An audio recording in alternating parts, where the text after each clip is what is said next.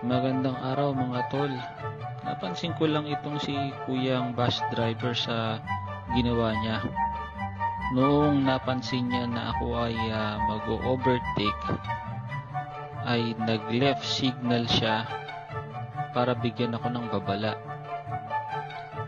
Well, kung di mo alam ang ibig sabihin nito at kamoting rider ka, malamang ay hindi mo ito mapapansin. Ang ibig sabihin nito ay huwag kang mag-overtake sapagkat delikado. Kaya hindi ko na tinuloy at hinintay ko na lang na mag-clear yung opposite lane at nagbusina ako sa bus bago ako mag-overtake sa kanya.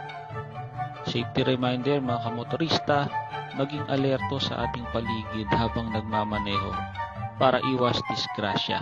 Ride safe always. Peace out.